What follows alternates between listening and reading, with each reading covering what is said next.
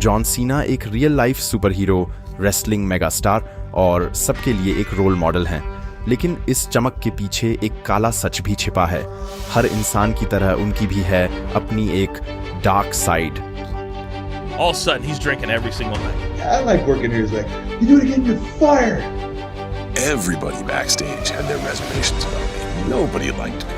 कई इंटरव्यूज में उसके पुराने साथियों ने एक अलग ही सीना का जिक्र किया है। सफलता की दौड़ में वे काफी मतलबी और सख्त माने जाते हैं। कहते हैं कि उन्होंने लॉकर रूम में दुश्मन बनाए, लोगों को दबाया और कुछ को फायर तक करवा दिया। The information that he has will destroy John Cena's career. I really messed up.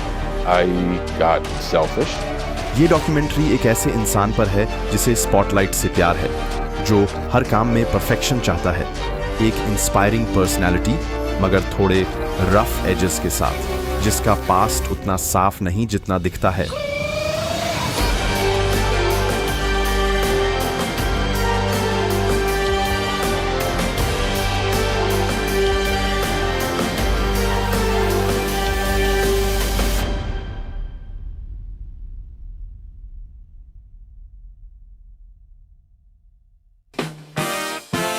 WWE superstar John Cena, originally from Westonbury, Massachusetts. Ready? As a kid, I was lanky, I was skinny, I was a dork. I used to get picked on all the time. All the kids used to make fun of me. सीना को अपना छोटा सा home town बहुत पसंद था, लेकिन 20 साल की उम्र में उसने अपने सपनों को पूरा करने के लिए उसे छोड़ दिया। 1998 में वह कैलिफोर्निया चला गया, पर वहां उसे सिर्फ निराशा ही हाथ लगी। एक्सरसाइज फिजियोलॉजी की डिग्री लेकर सीना को लगा था कि वो फिटनेस इंडस्ट्री में जगह बना लेगा, लेकिन जॉब मार्केट ने उसे बख्शा नहीं। हर दरवाजा उसके सामने बंद हुआ और उसकी हर एप्लीकेशन कूड़े में फेंक दी गई। उसके पास न कोई जॉब थी, न पैसे और न ही रहने की कोई जगह। I lived in the back of a 91 Lincoln Continental for a while, but it was 3 or 4 months, and then I moved into a garage. John Cena उस वक्त बेघर था। हालांकि उसके पिता कहते थे कि वो कभी भी पेरेंट्स के घर लौट सकता है, लेकिन उसकी अपनी माँ के साथ बिल्कुल नहीं बनती थी। इसी वजह से उसने वापस आने से मना कर दिया। Not your mother? What is that? I think at that point, my mom, I got 4 brothers. Okay. I think my mom was just happy we were all in one piece. Sometimes we did get a little out of hand. We were just like a pack of hound dogs. Like, we didn't care. We'd come in with muddy feet and track all over the floor. We'd just get crayons and run on the walls. And we got a bottle of spray paint. The walls were whatever color the paint was. सीना के घर छोड़ने से पहले परिवार के बीच बहुत कुछ हुआ, जिसने माहौल को काफी खराब कर दिया था। सीना ने बताया कि वो और उसके चारों भाई आपस में बहुत लड़ते थे। We weren't good kids. Aggressive. Very aggressive. Yes, Yeah. we were. There might have been a few police stops. I think as a kid, I just thought I was above the law, and now I realize that I'm not above the law, but there is room in the law for horseplay, and I'm definitely one to play within the law. We didn't get caught for a lot of the stuff that we did. सीना ने California में ही रहने का फैसला किया, चाहे हालात कितने भी खराब क्यों ना हों। वो छुपे तुके कंस्ट्रक्शन का काम करने लगे ताकि गाड़ी के लिए पेट्रोल का खर्चा निकाल सके। रात को वो एक पिज्जा शॉप पर काम करते थे। वहां एक स्पेशल ऑफर चल रहा था। They had a challenge. If you could eat their whole pizza, you got it for free. I used to eat there every night, a whole pizza, so I didn't have to pay. इस मुश्किल दौर ने सीना को अंदर तक बदल दिया। यहीं से उसकी आयरन विल और कभी ना हार मानने वाले एटीट्यूड की शुरुआत हुई। ये एक मजबूरी का फैसला था। 1999 में उसके पास कोई और रास्ता नहीं था, इसलिए उसने रेसलिंग स्कूल ज्वाइन किया और इस कला को सीखना शुरू कर दिया। Okay, what's your name? John, former football player, just too small to keep on playing football.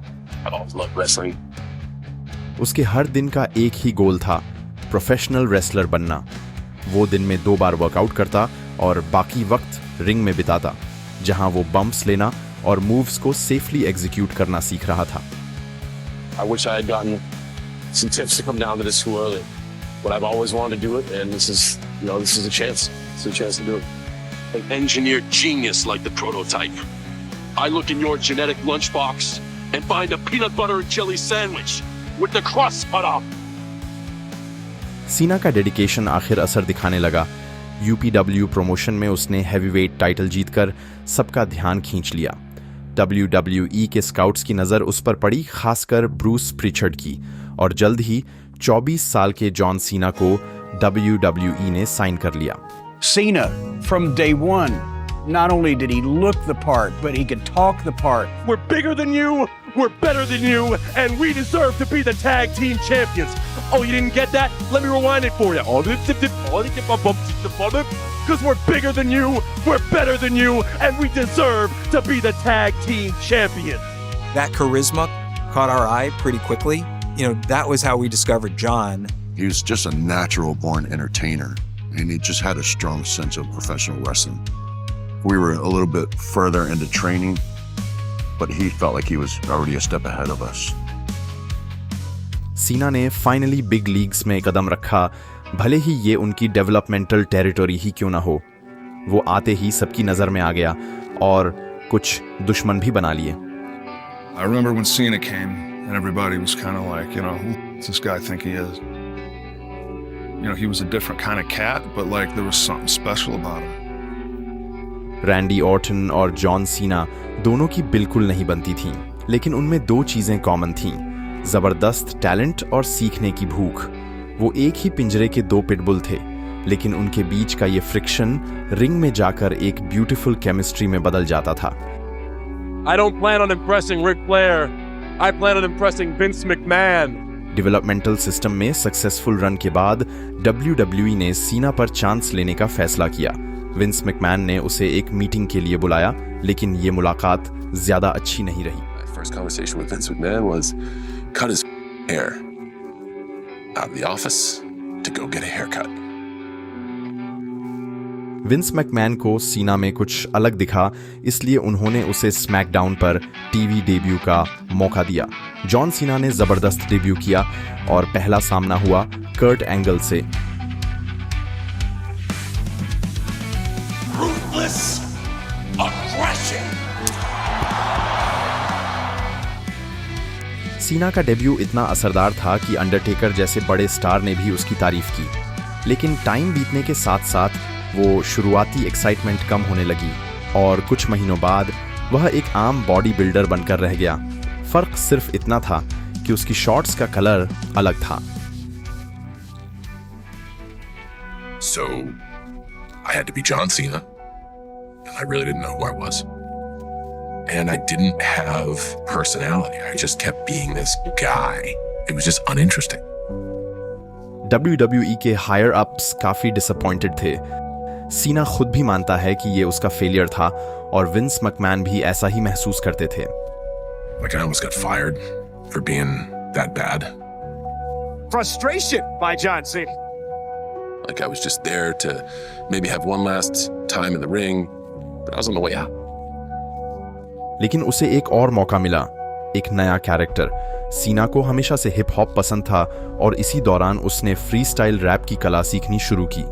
एक बस राइड के दौरान वह रे मिस्टीरियो के साथ रैप करने लगा।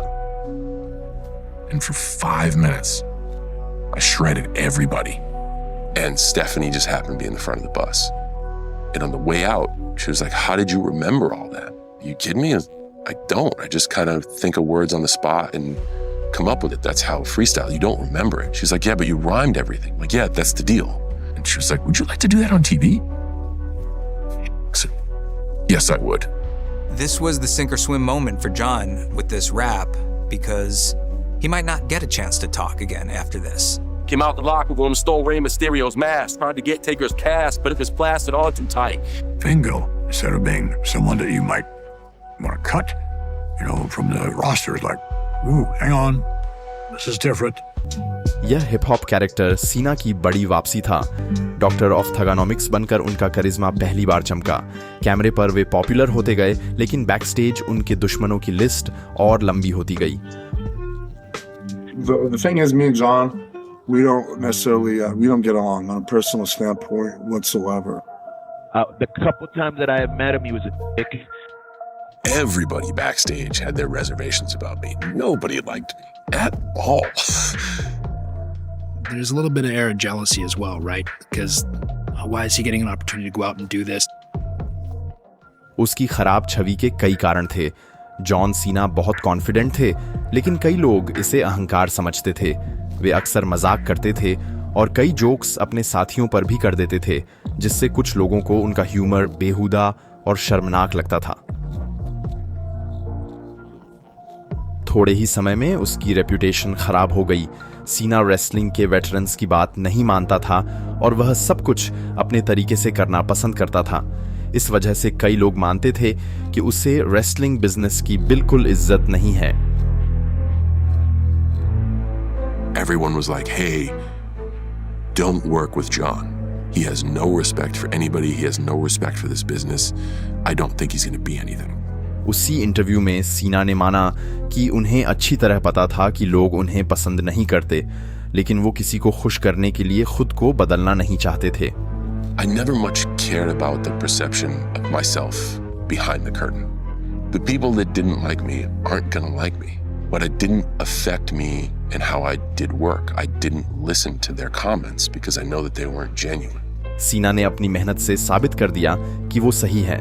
वो WWE के लिए एक इम्पॉर्टेंट फिगर बन गया और वो सबसे ज्यादा मेहनत करता था। जिम तो जैसे उसका दूसरा घर बन चुका था। WWE के डिसीजन मेकर्स, जिनमें विंस मैकमैन भी शामिल थे, सब कुछ देख रहे थे और इसी वजह से बैकस्टेज विवादों और उसकी कंट्रोवर्शियल पर्सनालिटी के बावजूद सीना को रेसलमेनिया 20 में बिग शो के खिलाफ टाइटल मैच मिल गया। But I can't tell you how many times guys pulled me aside and said, "Show, you can't let this guy win. He's a flash in the pan. Don't do it. It'll hurt your career. You're a giant." Big show ने वो किया जो उनसे कहा गया। उन्होंने सीना को उनका बड़ा ब्रेक थ्रू मोमेंट दिलाया। रेसलमेनिया 20 में जीत के बाद सीना का करियर उड़ान भरने लगा। The time is indeed now for John Cena. एक साल बाद उन्होंने JBL को WWE चैंपियनशिप के लिए हराया और इस तरह रेसलिंग की ऊंचाइयों को छू लिया। उस समय टॉप स्टार्स की भारी कमी थी। Stone cold, Steve Austin, the rock और ब्रॉक लेसनर सब जा चुके थे। मेन इवेंट सीन में बनी इस कमी ने सीना को आगे आने का जबरदस्त मौका दिया। Cena stepped in at a time when there was a need for a major crossover superstar, and John was able to fill and check every box. You can see me. कामयाबी बढ़ती गई, पर लोग उसे अभी भी पसंद नहीं करते थे और तभी सीना ने एक ऐसा फैसला लिया जिसने लोगों को उसके खिलाफ और ज्यादा भड़का दिया।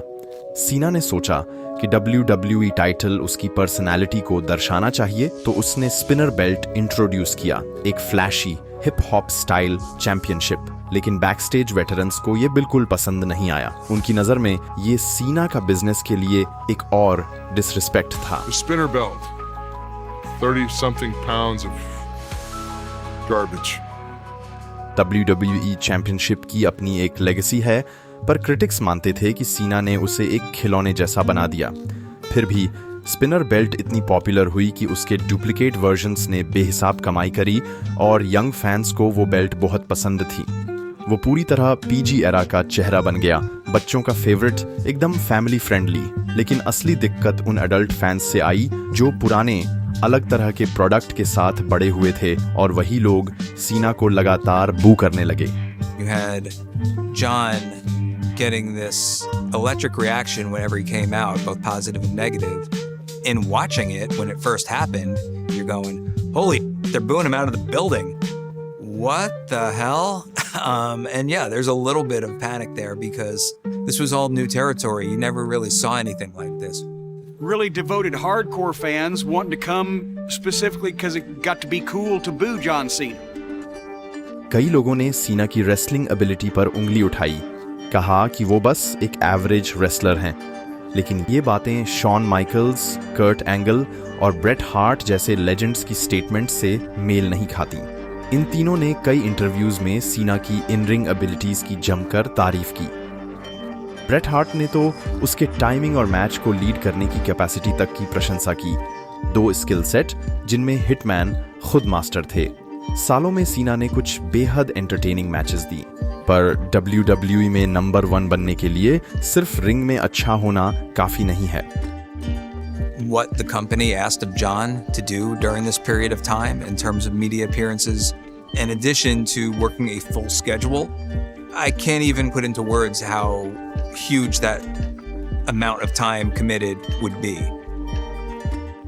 सीना का काम करने का जुनून अनोखा है। अपने पीक टाइम पर उन्होंने अपने करियर के लिए हर चीज कुर्बान कर दी। रोज के काम के घंटे गिनना मुश्किल है क्योंकि उनका हर एक्शन करियर के लिए था। हर एक दिन वो सुबह उठकर सीधा जिम पहुंचते ही अपना वर्कआउट शुरू कर देते थे।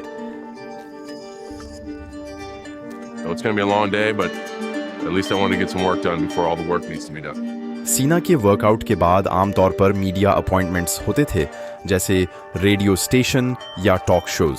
जब रेसलिंग होती थी तो वह इवेंट पर पहुंचकर मैच की तैयारी और प्रोमोस की प्लानिंग करते थे। शाम को वह या तो ड्राइव करते थे या फ्लाइट पकड़ते थे और फिर अगली सुबह यही रूटीन दोहराते थे। I will average for like a 5-day stretch between 1 and 4 hours of sleep. And then on day 6, I will sleep for 8 hours, sometimes possibly 12 hours, and then repeat the cycle again. My day before that, to get here, was 46 hours ball. And I will immediately go from here to other business. एक wrestler का सफर जितना glamorous दिखता है उतना ही stress से भरा होता है। यही स्ट्रेस सीना को तोड़ने लगा और यूरोपियन टूर के दौरान वो हर रात शराब पीने लगा। Cena, who never drank before, all of a sudden he's drinking every single night. कुछ मैचों में तो सीना शराब के असर के साथ ही रिंग में उतर जाते थे। स्ट्रेस के चलते वे ज्यादा पीने लगे थे, फिर भी उनकी इन रिंग परफॉर्मेंस पहले जैसी ही मजबूत रहती थी। He comes out, you could smell the alcohol coming out of his pores. But to his credit, him and Shawn Michaels, if people go back and watch it, had an absolute, just a magic match. And he had been drinking nonstop for 9 days. हालात चाहे कैसे भी हों, सीना हमेशा सबसे ज्यादा मेहनती और सबसे भरोसेमंद खिलाड़ी रहे। उसकी जिंदगी में वेकेशन जैसा शब्द है ही नहीं, न फ्री टाइम न ही किसी तरह की छुट्टी। वो लगातार काम में डूबे रहते थे। टीवी शोज, रेडियो इंटरव्यूज या बिजनेस मीटिंग्स जहां वो अपनी अगली फिल्म की डील फाइनल करते थे। Top guys, they don't get to go home much. I know John Cena's schedule for years was insane. It was crazy. I know he would probably go months without going home, or if he did go home, maybe go home for a day or two. चाहे इस तरह की जिंदगी ने उससे कितना भी कुछ छीन लिया हो, सीना हमेशा अपने आप को सबसे बेहतरीन बनाना चाहते थे। वह एक एक्सट्रोवर्टेड परफेक्शनिस्ट है। वह खुद को बहुत ऊंचे स्टैंडर्ड्स पर तोलते हैं और हमेशा बेहतर परफॉर्मेंस देने की कोशिश करते हैं।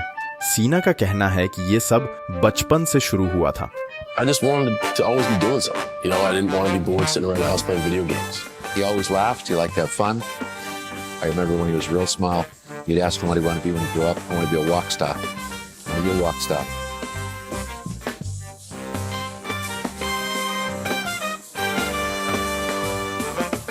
पांच बच्चों वाले घर में जॉन सीना को जल्दी ही एहसास हुआ कि अटेंशन पाने के लिए उसे दूसरों से आगे निकलना होगा।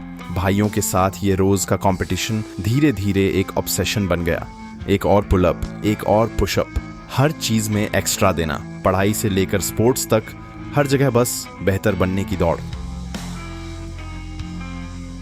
उनके रेसलिंग साथियों ने यह बात कई बार नोट की, खासकर मैच प्रिपरेशन में। सीना अपने मैचेस अपने स्टाइल के हिसाब से तैयार करते थे। वह दूसरों को ज्यादा कहने नहीं देते थे क्योंकि वो मानते थे कि वही सबसे बेहतर जानते हैं। The one thing that I know about John Cena is that he is about John Cena. I've never been that me guy. I've been more like, hey, let's spread the love. You can honestly say, like with John, it's like, I'm doing this is what I got to do. I'm sorry. ex-WWE wrestlers अक्सर बताते हैं कि सीना अपनी सोच से अलग किसी राय को आसानी से नहीं मानते। When it comes to John Cena, the professional wrestler, brother, in his mind, he's Superman, and no one's going to change that shit, you know? X colleagues बताते हैं कि सीना अपनी मनमर्जी से काम करता था। ये बात खास तौर पर 2010 की समर में सामने आई जब नया ग्रुप द नेक्सस ने WWE की दुनिया में तहलका मचा दिया था। उन्होंने सीना और बाकी टॉप स्टार्स को निशाना बनाकर रिंग तबाह कर दी। कहानी का पीक आया समर स्लैम में, जहां टीम नेक्सस भिड़ी टीम WWE से, जिसके लीडर थे John Cena. We knew that this being our first test as these rookies who were treated like idiots on NXT, who are now running roughshod over the WWE, we knew we had to win this. शुरुआती idea ये था कि nexus match को dominate करेगा, लेकिन Chris Jericho, as और वेड Barrett जैसे veterans के इंटरव्यूज के अनुसार सीना हारना नहीं चाहते थे। वो नहीं चाहते थे कि नेक्सस को ये बड़ा मोमेंट मिले। जब एज और जेरिको को ये पता चला तो वो बहुत गुस्सा हुए। You know, we got told that finish, and Chris and I went, oh, what?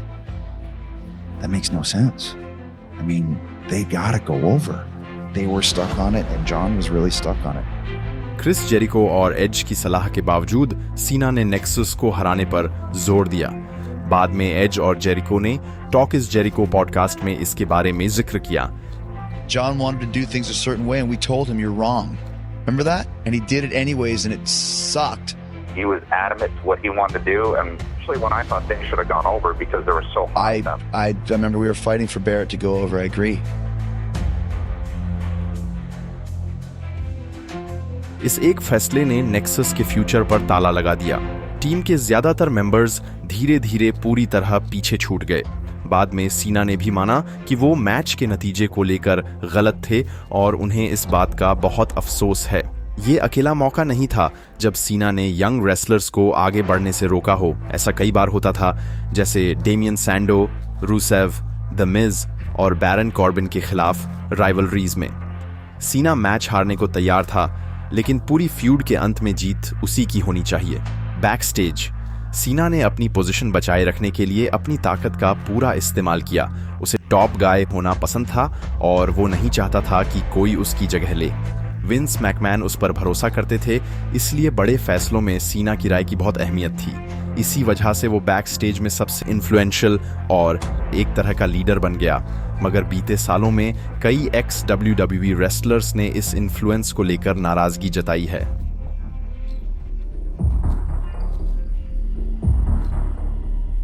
I always put over Cena for wrestling in the ring, and I loved wrestling him in the ring. But there was another person. You can't get caught up on the guy that you see on the screen. You think that's them all the time. It's not.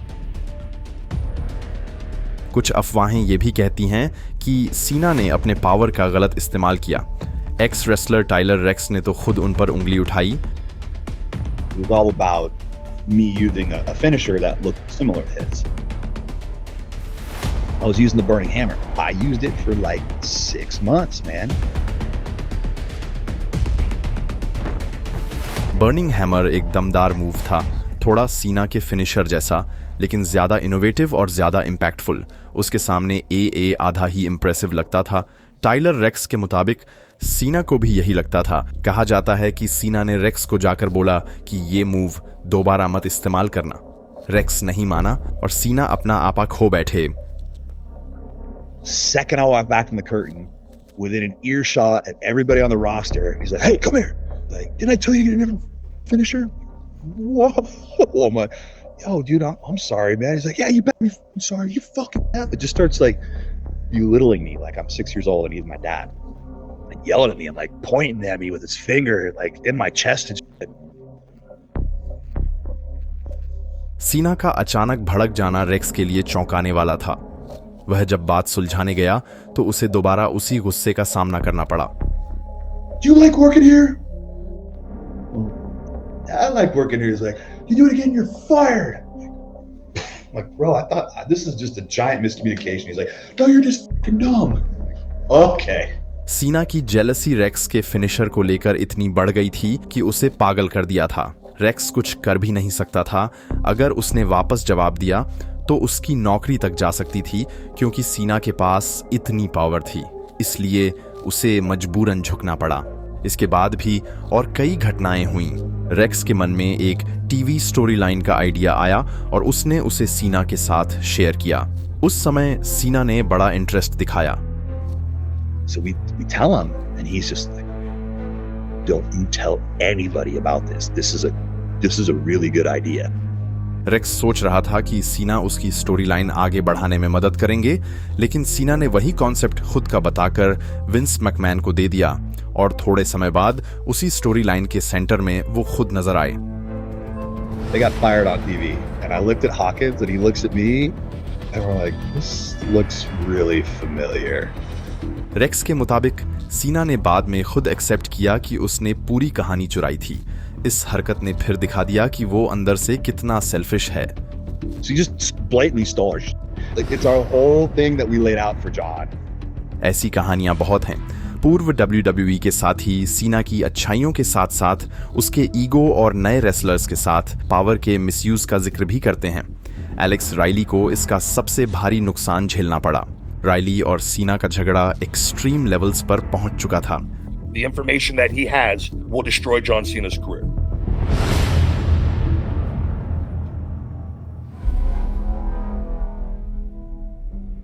There was an incident, and it certainly affected the path of my career. It was a hard situation to deal with. Chris Van Vleet को दिए interview में Riley ने कहा कि behind the scenes उनके और सीना के बीच क्लियर टेंशन्स थे। I think it came down to really at the end, like two men just not liking each other. He didn't like me. It had an impact on my career because he is who he is. सीना के Alex Riley से नफरत के पीछे की वजह पूरी तरह साफ नहीं है। खबरें ये भी हैं कि इसमें एक महिला भी शामिल थी। कहा जाता है कि सीना राइली के पीठ पीछे उसकी बुराई करता था, खासकर तब जब राइली रिंग में रेसलिंग कर रहा होता था।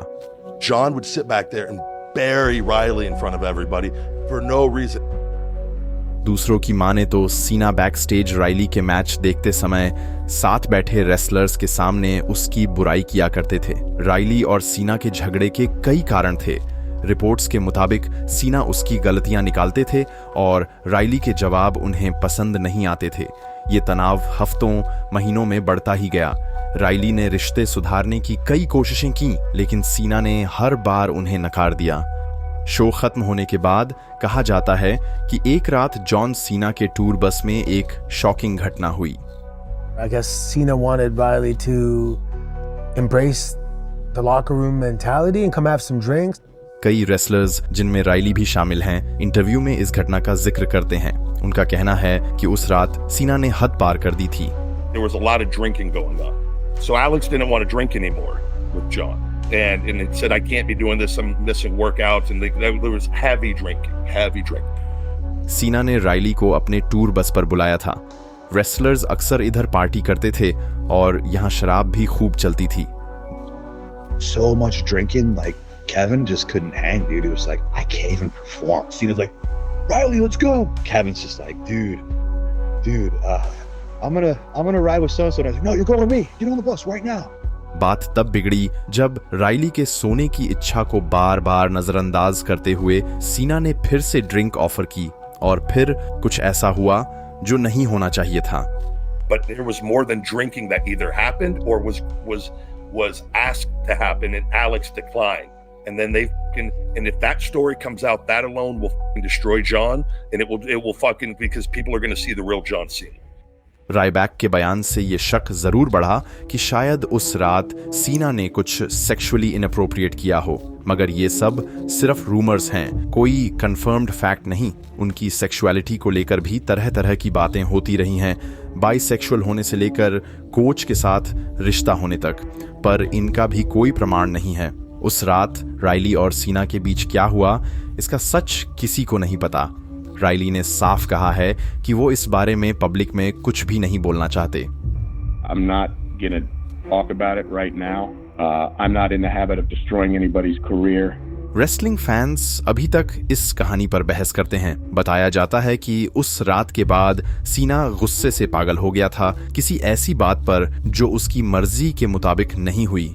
आने वाले हफ्ते राइली के लिए किसी नरक से कम नहीं थे।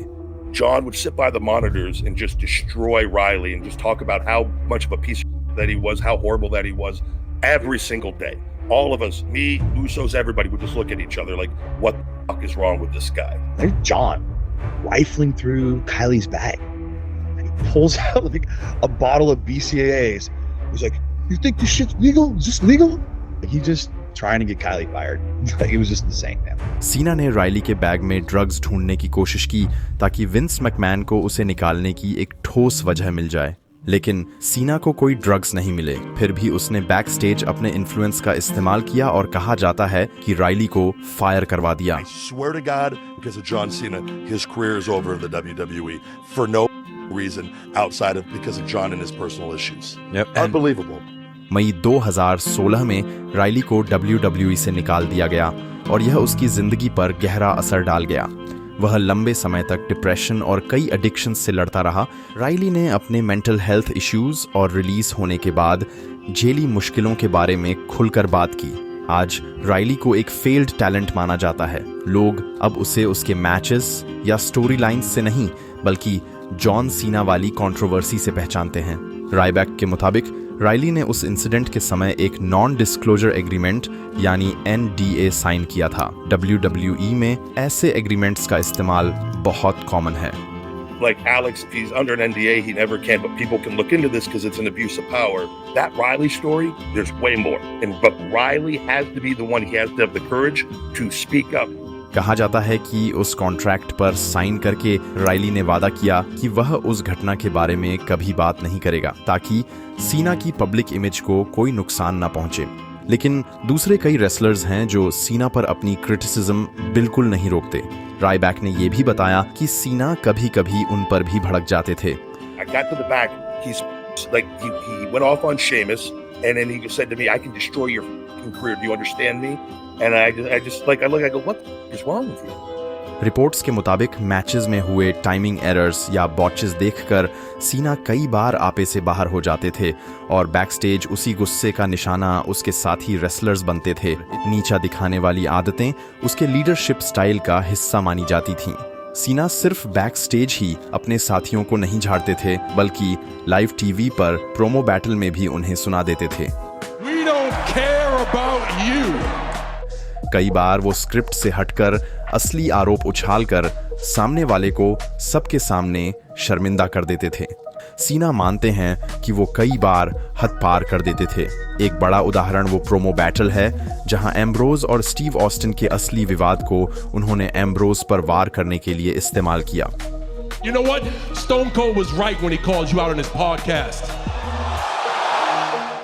जब रोमन रेंस अपने प्रोमो की एक लाइन भूल गए तो जॉन सीना ने उसी गलती को पकड़कर उन्हें बेहिचक नीचा दिखाया, वो भी ऑन स्क्रीन सबके सामने।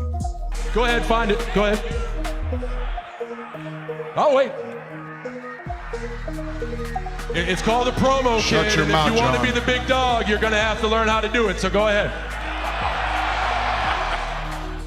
सीना की तेज बुद्धि और बैटल रैप से आया हुआ उनका अनुभव उन्हें एक टॉप टियर माइक वर्कर बनाता है।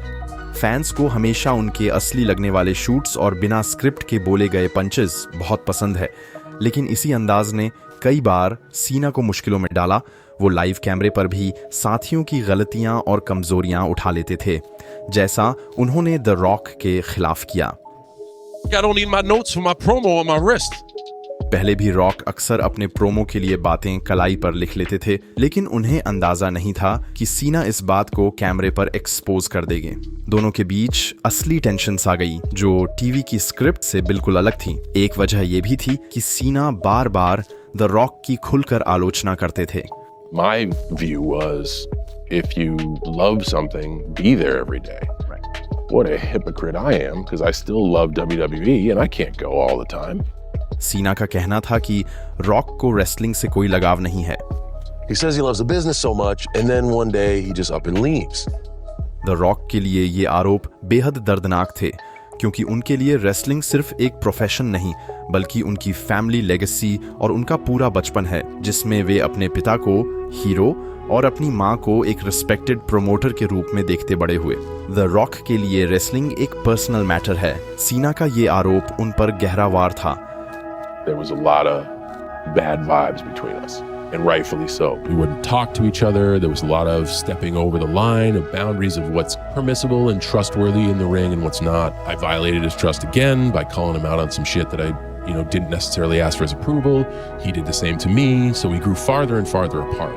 दोनों के बीच की दुश्मनी रेसलमेनिया 28 में हुए उनके पहले बड़े मैच के बाद खत्म हो गई।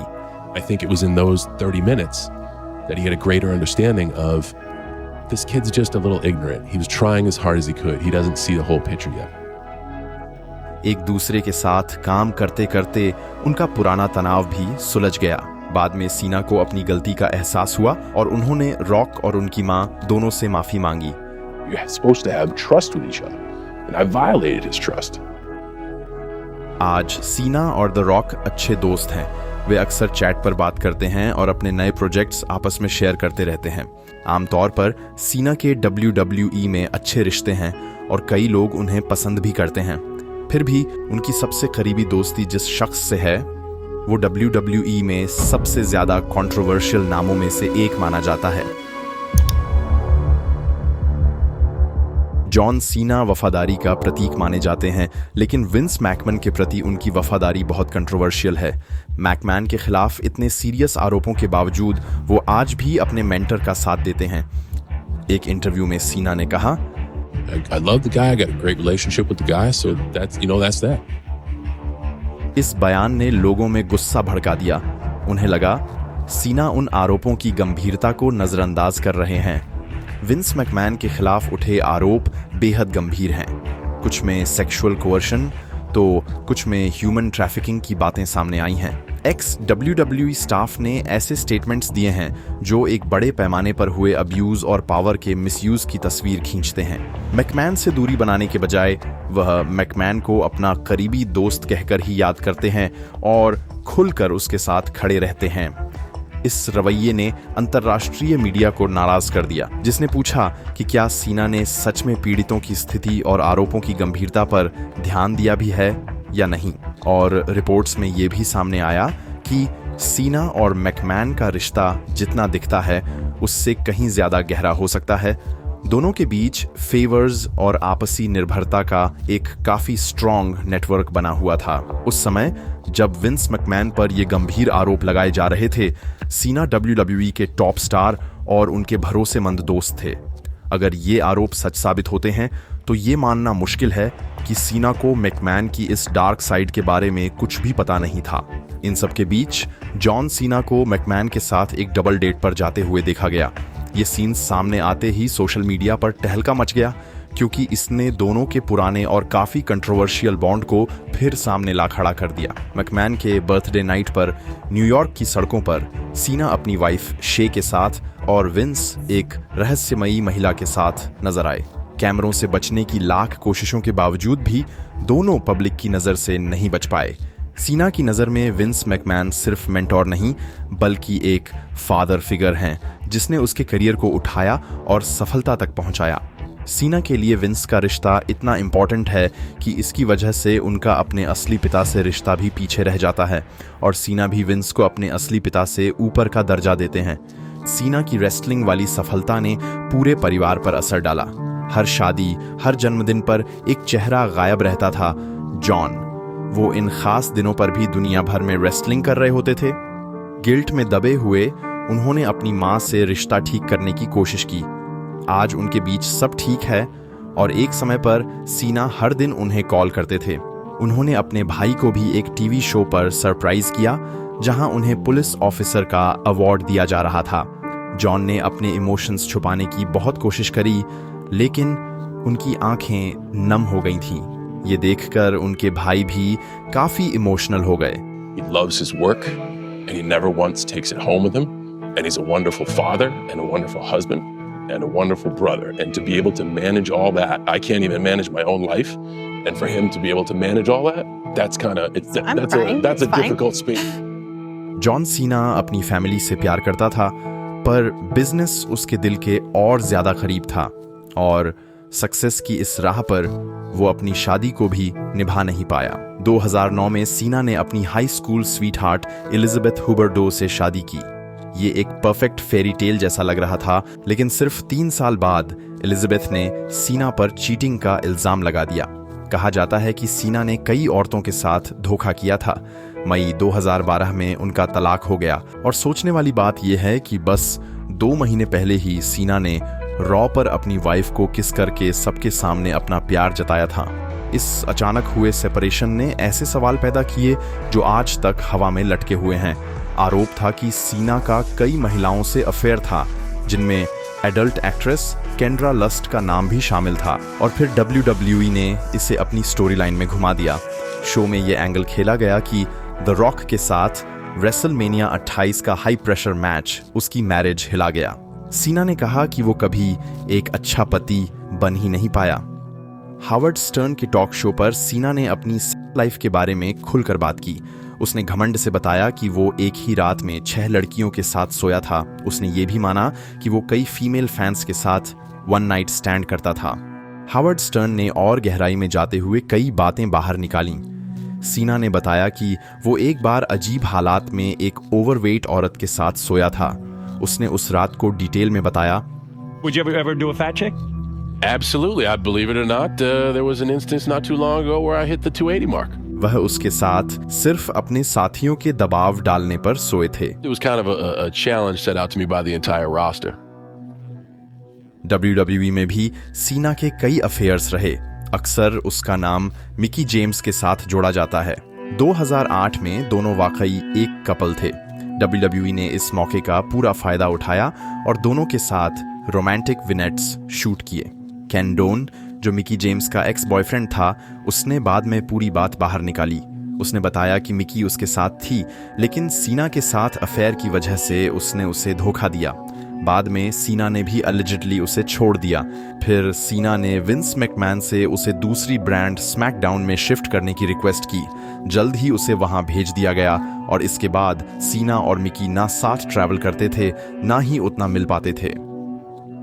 रूमर्स ये भी कहते हैं कि इसके बाद सीना ने थोड़े थोड़े समय के लिए विक्टोरिया, केली और एजे ली को डेट किया, लेकिन 2012 में उसे निकी बेला से प्यार हो गया। दोनों को साथ आए 1 साल से भी कम समय हुआ था जब उन्होंने एक साथ रहने का फैसला किया। लेकिन इसके पहले सीना ने अपनी गर्लफ्रेंड से एक पेपर पर साइन करवाने की शर्त रखी। वो कोई छोटा सा पेपर नहीं था, बल्कि पूरा 75 पेजेस का कॉन्ट्रैक्ट था। उसमें घर के अलग अलग नियम और साथ रहने के लिए बनाई गई शर्तें डिटेल में लिखी थी। John has a lot of rules, and of course I know that better than anyone because I've had to sign a contract to live in this home. This is his baby, like legit his baby. सीना का ये unusual behaviour दरअसल OCD का नतीजा है, जिसमें उसे सफाई और व्यवस्था पर जरूरत से ज्यादा कंट्रोल चाहिए होता है। These are the house rules. Formal dinner once every week, usually on Wednesday. Shoes are encouraged for formal dinner, but wear a clean set of shoes. And if your own habits are leaving your towels on the floor, not attending to your laundry, not making your bed every day, then change your habits and respect hours. सीना के घर पर evening dress code वाला weekly dinner चलता था, लेकिन एक dinner में ब्री बेला बिना शूज आई और सीना इसी बात पर भड़क उठे। I have to make my bed. I have to keep Josie out of the house. It feels like all what I'm missing out on is what time my curfew is. I don't need someone to tell me how to live. Reality series total Divas और total बेलास में निकी बेला और John Cena का रिश्ता camera पर बड़े ही नकली तरीके से दिखाया गया। बहुत से मोमेंट्स स्क्रिप्टेड या ओवर ड्रामेटाइज्ड थे। WWE और हॉलीवुड में काम करने के कारण निकी और जॉन ऐसी चीजों के बिल्कुल आदी थे। सीना के एक और प्रोजेक्ट को लेकर भी दोनों के बीच बहस हुई। उसने ट्रेन रेक नाम की फिल्म में एक्टिंग करने के लिए हाँ कर दी थी। शूटिंग में एक सीन ऐसा था जिसमें वो बिल्कुल नंगे दिखाई देते हैं। निकी बेला को ये बिल्कुल पसंद नहीं आया, खासकर इसलिए क्योंकि उसे लंबे समय तक पता ही नहीं था कि सीना ने ऐसा सीन साइन किया है। I want to be the only one that sees him naked. And yes, to some people, it's just an act. But to me, that's my act. I mean, she has such beautiful brown eyes and they glowed with red hellfire. ये मामला तो ठीक हो गया, लेकिन कुछ बातें ऐसी भी थीं जो कभी हल नहीं हो पाई। निकी बच्चे चाहती थी और जॉन नहीं। I won't have kids. Do you think there'll be children down the line? No, there won't. But John doesn't want kids, so we're not going to have kids. लंबी डिस्कशंस के बाद जॉन बीच का रास्ता अपनाने के लिए तैयार हो गए। I just want to be a mom. I will make that sacrifice for you. I will give you a child. ऐसा लगा कि उनकी लड़ाई सुलझ गई है। रेसलमेनिया 33 में सीना ने निकी को प्रपोज किया और उसने हाँ भी कर दी, लेकिन अंदर ही अंदर मामला ठीक नहीं था। सीना ने अपना पुराना वादा तोड़ दिया और दोबारा कह दिया कि वह बच्चे नहीं चाहता। 2018 में शादी की तारीख से बस कुछ ही हफ्ते पहले दोनों ने अपना रिश्ता खत्म कर दिया। कुछ समय बाद निकी ने इशारों में इस पर कुछ कमेंट्स भी किए।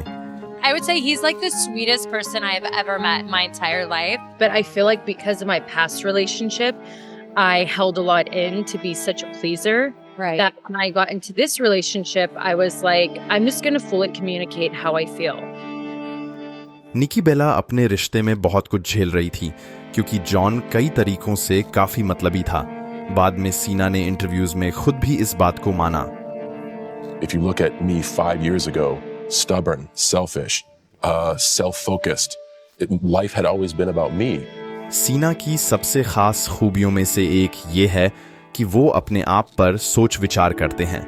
वो अपनी गलतियों को मान लेते हैं और अपनी कमजोरियों के बारे में खुलकर बात करते हैं। इसीलिए ये दिखाता है कि सीना के अंदर सिर्फ डार्क साइड नहीं बल्कि शैडो और लाइट दोनों हैं।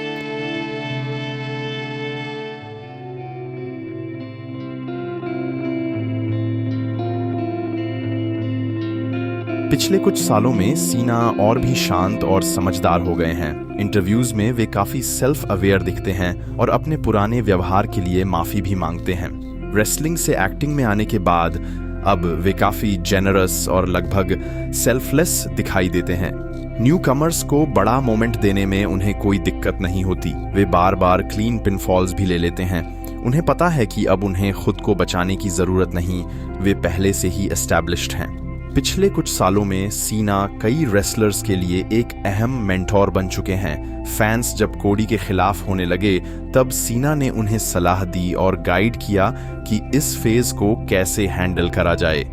I was going through a polarizing time in my career. We were getting, for the first time ever, a "Let's go Cody, Cody sucks" type thing, and he very eloquently told me to be honest with myself as to why a crowd would react that way. Look in the mirror, and if you feel you're doing the right thing, keep doing it. Kevin Owens भी सीना के बारे में बहुत positively बात करते हैं। He and I were having matches. I told him how big a fan my son was of him. Why do you want Cena? I eventually had the opportunity to bring Owen to meet John.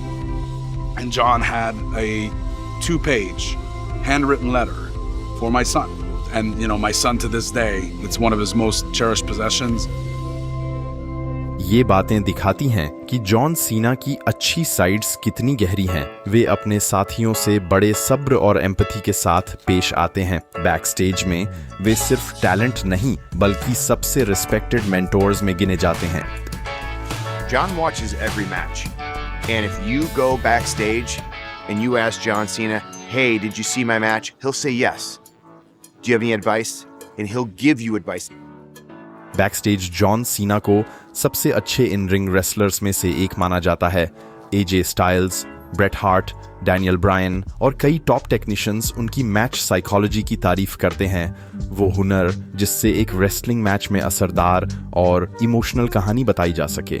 लेकिन उनके in ring work की आलोचना भी हुई है। एक बड़ी शिकायत ये रही कि सीना अपने अगले मूव या सीक्वेंस को जोर से बोलकर बताते थे। मैच के दौरान रेसलर्स के बीच होने वाली बातें बहुत धीमी होनी चाहिए। The first 8 rows here. Hold on. And we're just like, dude, we know. Like, you're telling everybody, you know? But dude, like literally, he talks loud. Fans ने भी इस बात का काफी मजाक बनाया। YouTube पर कई वीडियोस मौजूद हैं जहां सीना अगला एक्शन जोर से बोलते हुए सुनाई देते हैं। सीना का फैंस के साथ रिश्ता काफी मिक्स्ड था। कुछ उन्हें बेहद पसंद करते थे तो कई उनसे बहुत नफरत भी करते थे, लेकिन हर फैन का कोई न कोई रिएक्शन जरूर होता था और सीना के लिए यही सबसे जरूरी था, इसलिए वे बूस को भी झेल लेते थे। ज्यादातर वे कॉन्फिडेंट होते थे, मगर कुछ रेयर मौकों पर ऐसा नहीं होता था। सीना और फैंस के बीच कई कॉन्फ्लिक्ट्स की बातें भी सुनने को मिली। 2013 के एक WWE लाइव इवेंट में ऐसा ही हुआ। मैच के बाद सीना निकी और ब्री बेला के साथ होटल पहुंचे तो फैंस पहले से ही वहां मौजूद थे। ऑटोग्राफ मांगने पर सीना नाराज हो गए और कहा कि तुम सब सिर्फ ऑटोग्राफ के लिए शो बीच में छोड़कर आए हो। आखिर में फैंस को कुछ नहीं मिला। लेकिन ये सच का सिर्फ एक हिस्सा है।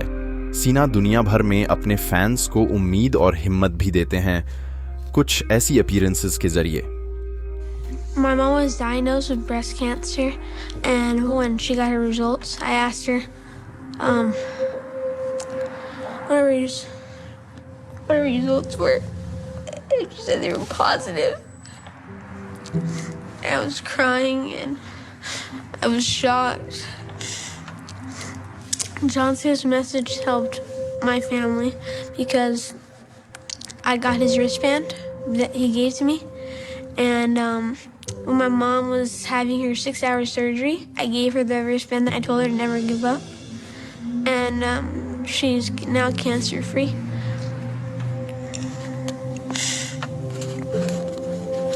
It's pretty cool.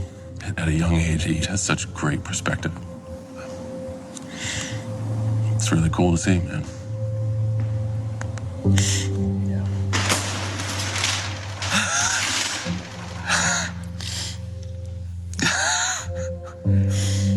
Thank you for everything you've done. Stop. For my family. Get over here.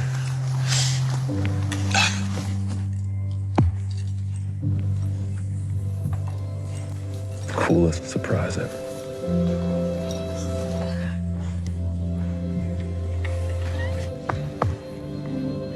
You're extremely strong, you know that?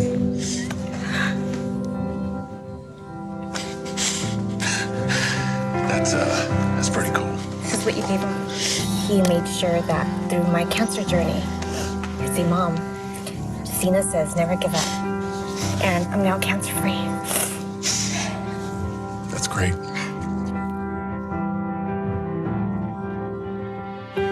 Wrestling सिर्फ एंटरटेनमेंट से कहीं ज्यादा है, और जॉन सीना सिर्फ एक रेसलर नहीं, वे एक रियल लाइफ हीरो हैं, एक आइडल। अपनी गलतियों और स्कैंडल्स के बावजूद एक अच्छे रोल मॉडल का मतलब ये नहीं होता कि आप में कोई कमी ना हो या आपने जिंदगी में कभी कोई गलती न की हो। अगर ऐसा होता तो दुनिया में कोई रोल मॉडल बचता ही नहीं। जॉन सीना ने भी अपने अतीत में कई गलत रास्ते लिए हैं।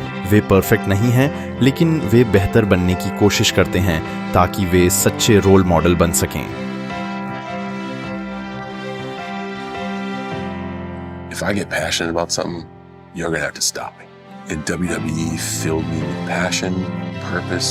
I believe that I am the future of this business. 1, 2, 3, it's a champion. This guy's gonna make it big right here, John Cena. John Cena needed WWE to grow, and WWE needed John Cena to help build their company. They needed somebody that was rock solid, reliable, and entertaining for our WWE audience. I'm in a weird spot. You're gonna get like so many more vulnerable sound bites. My moments in there are fleeting, and I'm well aware of that. I made it my life, and my life kept giving back. But I had to earn every inch. What else can you say about John Cena?